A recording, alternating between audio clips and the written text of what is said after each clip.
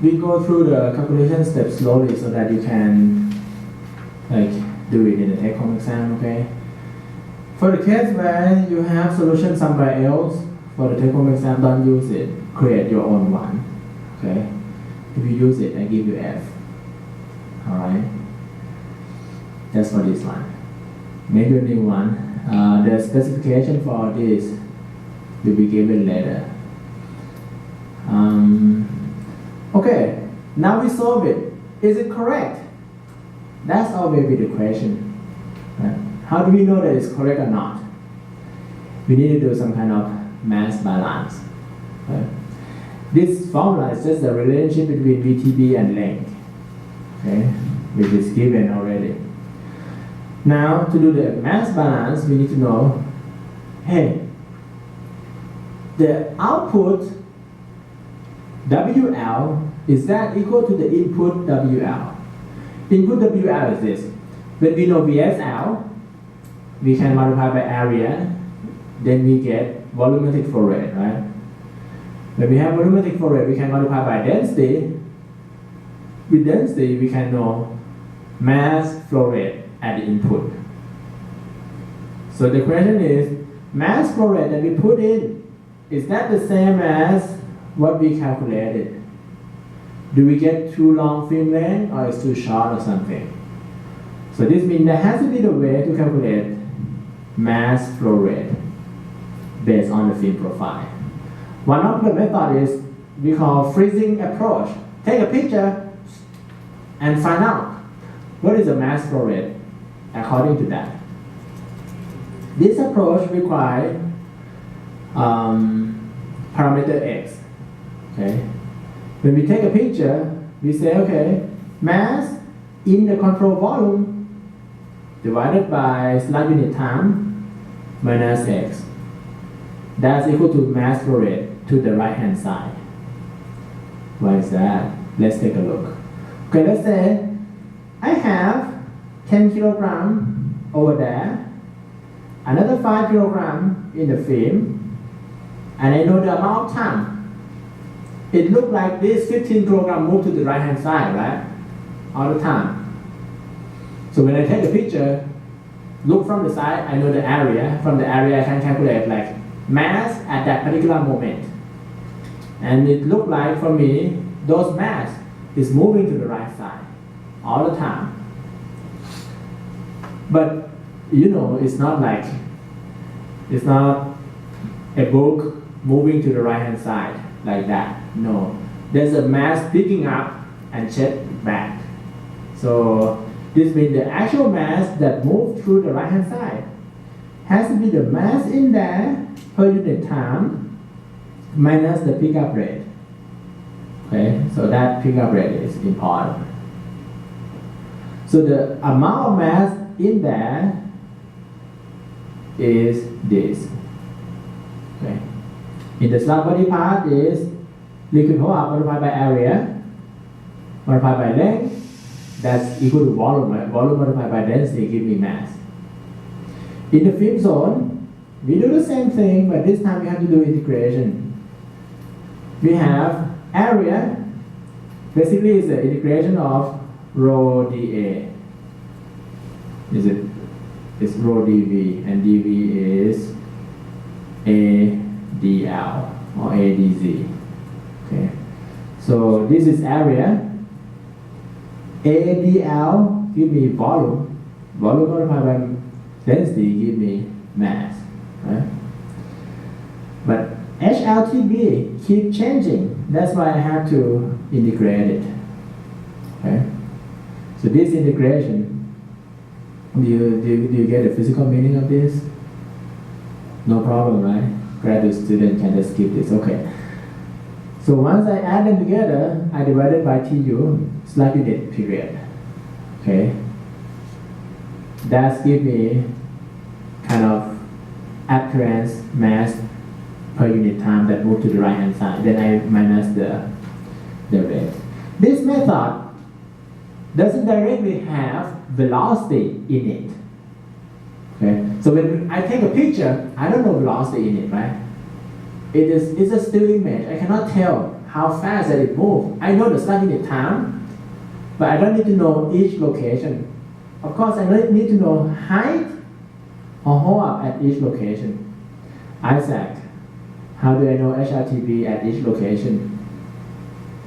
Where does that come from? Well, can you speak up, please? From the equation. Equation what? The one we just derived. The one you just derived. What? Which one? That's about A and H2. Okay, HRTB is 4A theta over. For the film, hold up in the film zone keep changing because height keeps changing. How do you get HRTB? What? Integrate. Yes. This one give me height, right? Once I solve double Hubbard equation, I get height at every location. From height, I can calculate. I can convert it to HRTB. So this means in order to do this kind of integration, we need to finish that Runge-Kutta method first. Okay, that arcade form first. So that part keep changing with distance. All right. There's another method. Okay. Last year, no, maybe 2 years ago, and also last year, on the quiz, I asked a question about write the equation for freezing method, mass balance freezing method that discussed in the class, and write the equation for WL for time integration method that we taught in the class. What I mean by that is this. Mass balance based on time integration must be the same as mass balance based on space integration. This one is space integration, right? Just freeze it. But this one has to do with time. Okay, let's take a look at the one that do with time. The one that do with time, okay, it has velocity component. Mass flow rate that move to the right hand side is due to mass flow rate that move to the right hand side inside the slug body, and mass flow rate that move to the right hand side in the film zone. In the slug body, I have AP multiplied by HLRS that give me the cross-section area occupied by liquid phase, multiplied by actual velocity of that liquid phase, give me volumetric flow rate. Okay? Volumetric flow rate multiplied by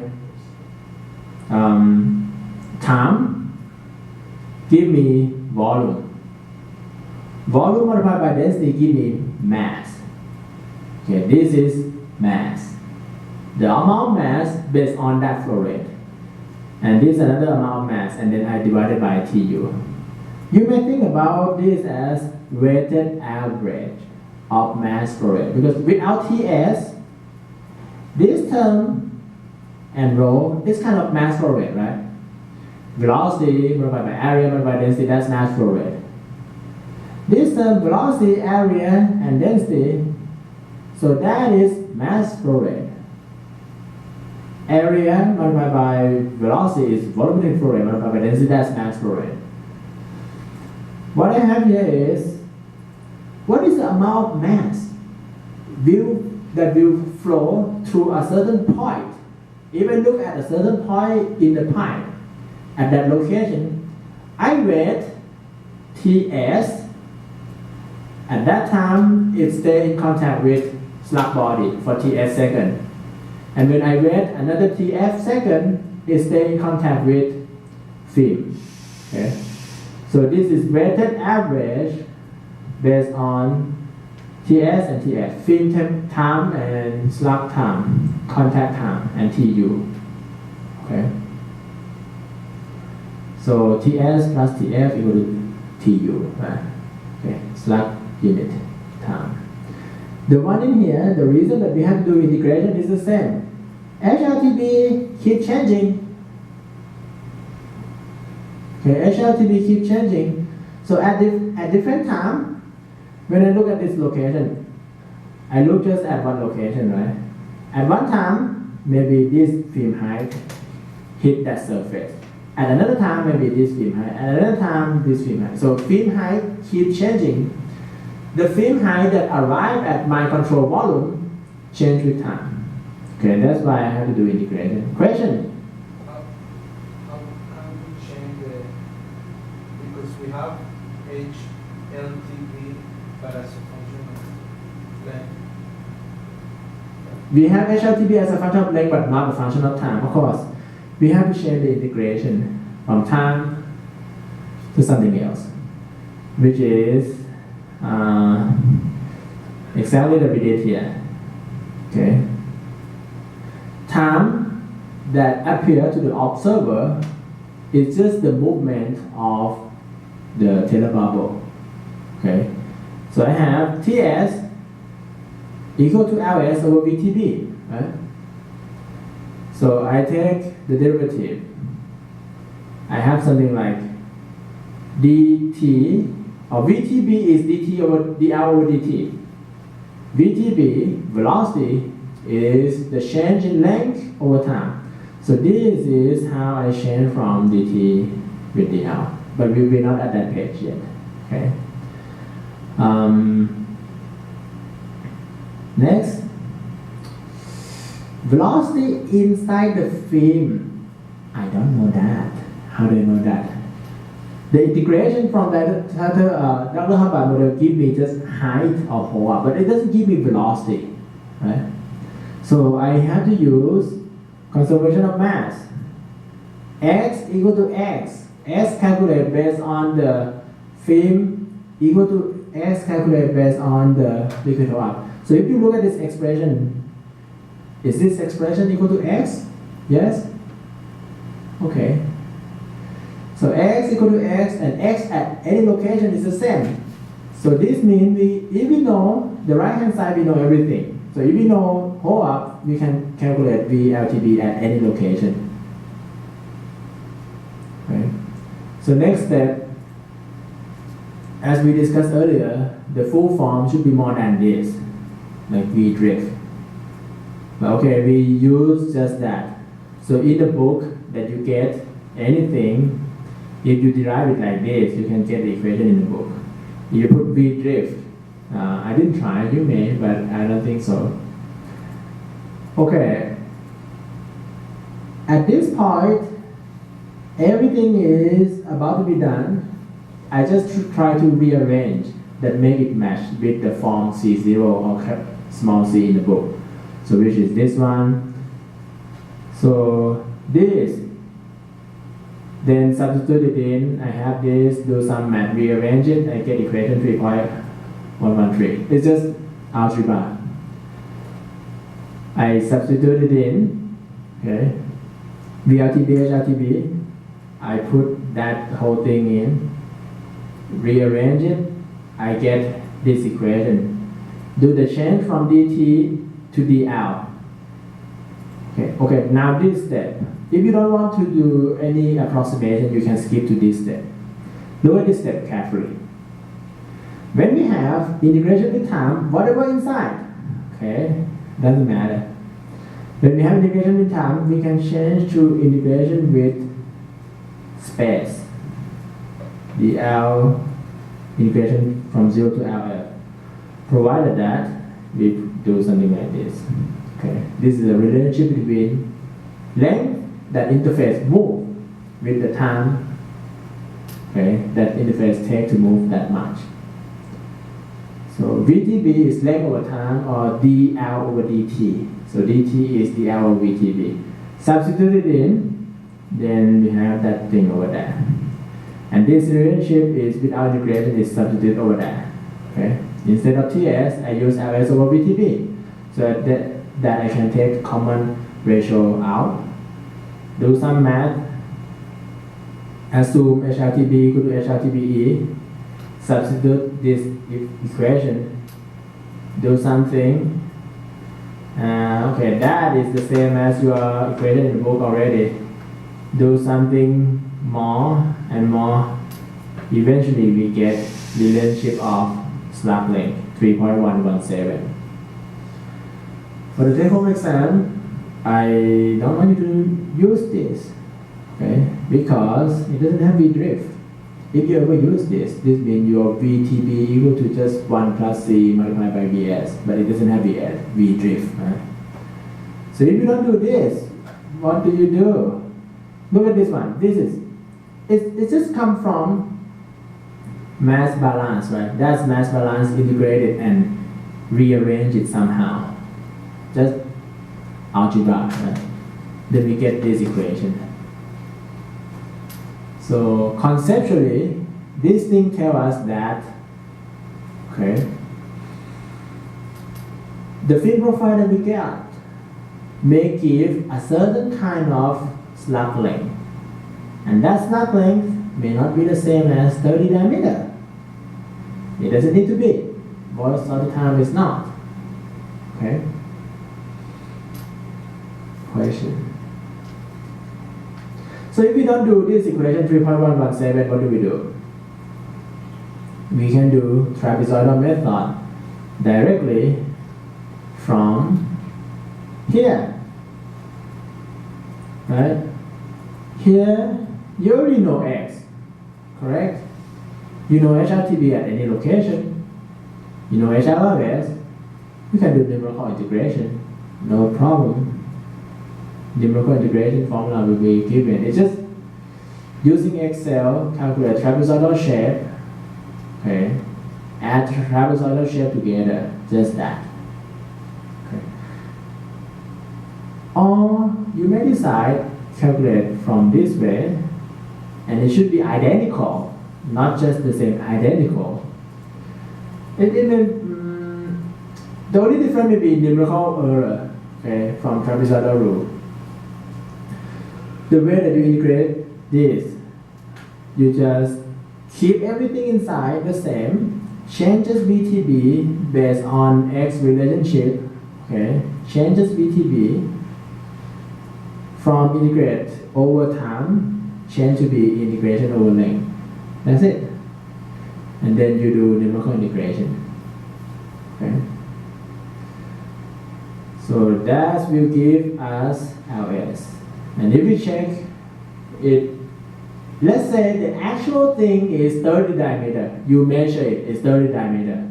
You do the mass balance from your film profile and it's not 30 D. What does it mean?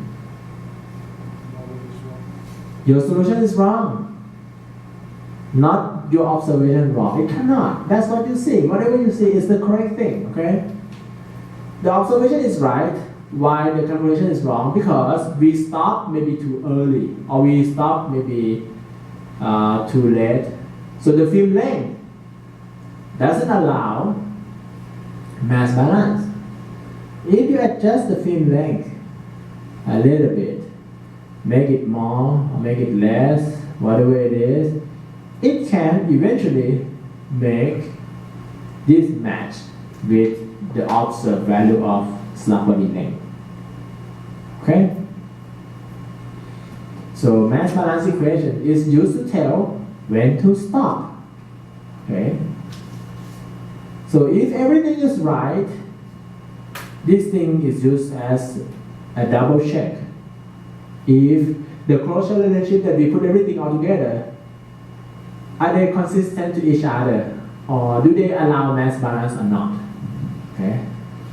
So for the potential next quiz,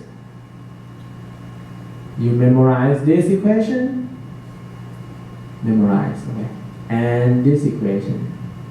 You don't need to memorize every time, all the time, no, just on the day that I have quiz.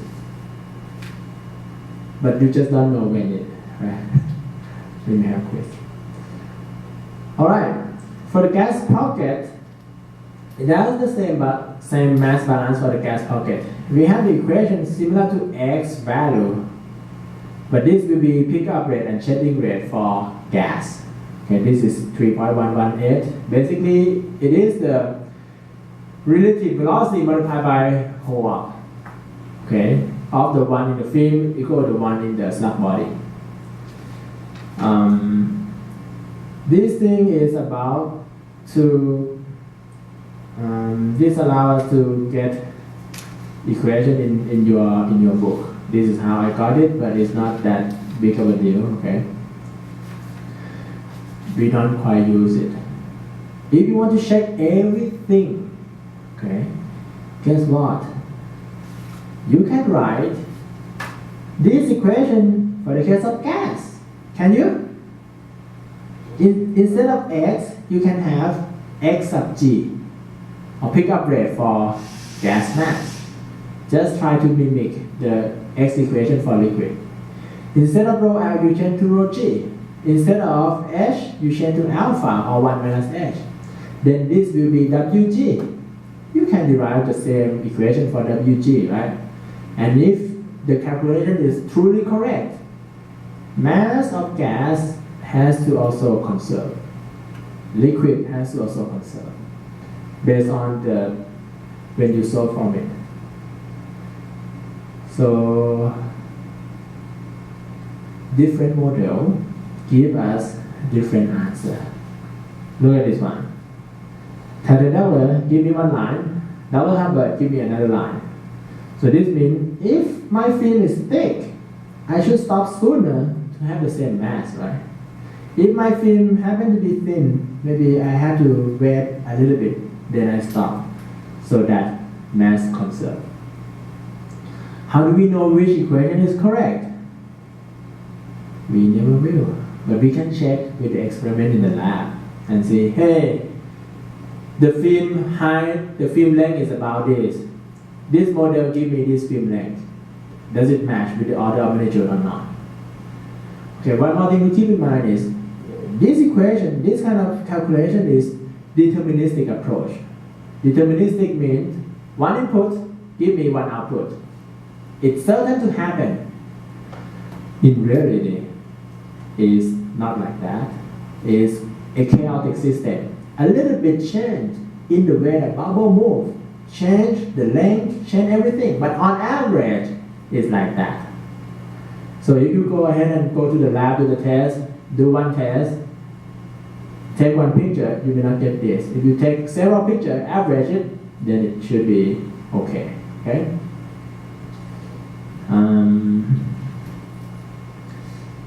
The rest is just not quite in the take-home exam, but can you repeat what I did? That's the question. If you review it, and the homework load is pretty small, right? Just one question out of two, like similar to what I did in the class, but you do it your own. You see that, right? The homework. Did you try? It's not due yet, I understand. But did you see the homework? I uploaded the homework already on the blackboard. C0 in the class, I got it from a certain shape of velocity profile. Okay, but in the homework, I give you different value for velocity profile, but you still do the same thing that you did in the class. There are laminar flow case and turbulent flow case.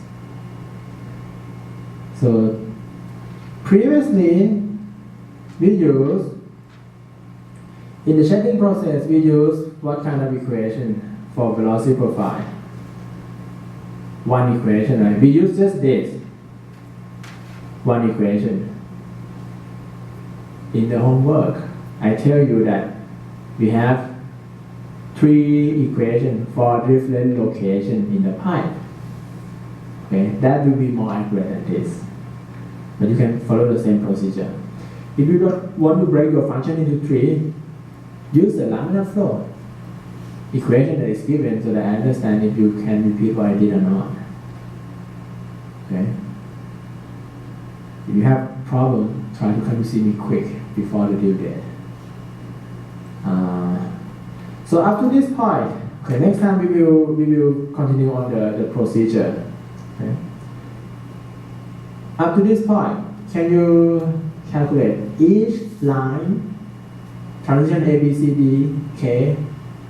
Can you do that? Okay. Can you do the film profile? With a little help in Euler method, maybe? Yes? Or we will see? We will see. Never did it. But for a little help, yeah. Maybe we still have some time. Let's go through some other quick question. Mixing length. We have 2 minutes. This mixing length is a approximation or closure relationship to tell me how much in the slug body that actually has the mixing. So this slug and the film in the back, the front part has a mixing. That is Lm calculated from that formula, or estimated from that formula. Okay. I put one question here. If slug moves fast and liquid film moves slow, we get longer Lm. Slug moves fast, film moves slow. So this term becomes more. So we get longer Lm compared to the case where slug moves fast and film moves fast. Does it make sense? Or it doesn't?